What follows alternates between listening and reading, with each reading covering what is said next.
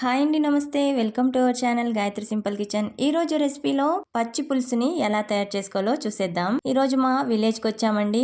మా అమ్మమ్మని అడిగి మరి ఈ రెసిపీని మీకోసం చేస్తున్నాను.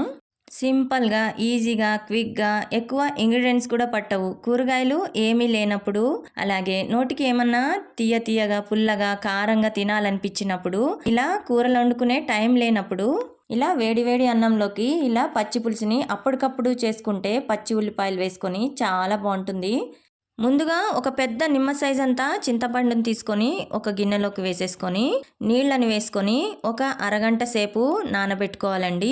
ఇక్కడ నేను ఒక 50 గ్రాములంతా చింతపండుని తీసుకున్నాను. ఇప్పుడు అరగంట తర్వాత బాగా చింతపండు నానిపోయింది. ఇప్పుడు ఇంకొక గిన్నె తీసుకొని ఈ చింతపండుని అంతటిని బాగా ఇలా చేత్తో మ్యాష్ చేస్తూ ఈ గుజ్జంతటిని తీసుకోవాలి. పెంకులు, పీచు లాంటివి రాకుండా ఇలా చెయ్యి అడ్డం పెట్టేసుకొని నీట్గా ఈ చింతపండు గుజ్జుని తీసుకోవాలి.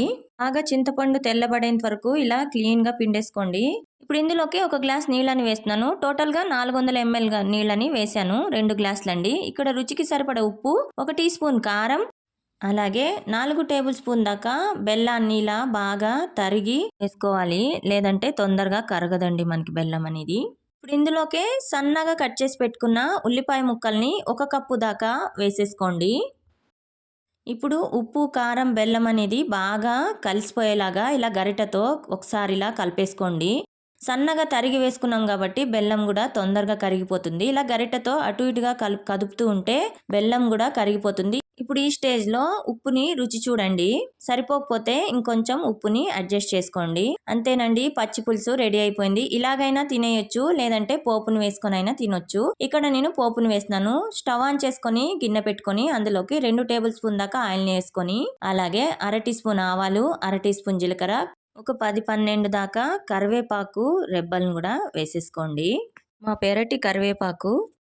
ఫ్లేమ్ని లో ఫ్లేమ్లో పెట్టుకొని ఆవాలు, జీలకర్ర చిటపటలాడేంత వరకు వేయించుకుంటే సరిపోతుంది.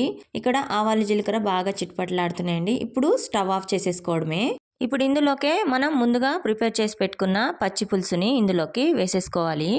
ఇలా పోపు వేసుకోవడం వలన పచ్చి పులుసు టేస్ట్ బాగుంటుందండి. పోపు స్మెల్కే తినాలి అనిపిస్తుంది, అంత బాగుంటుంది. అంతేనండి, మనకి ఇక్కడ పచ్చి పులుసు రెడీ అయిపోయింది. వేడివేడి అన్నంలోకి పచ్చి పులుసు వేసుకొని తింటే చాలా బాగుంటుంది. నోటికి ఏమీ తినబుద్ధి కానప్పుడు ఇలా పుల్లగా, కారంగా, తీయగా ఇలా పచ్చి ఉల్లిపాయలతో పచ్చి పులుసు టేస్ట్ సూపర్ ఉంటుంది. రుచి మాత్రం నెక్స్ట్ లెవెల్ ఉంటుంది.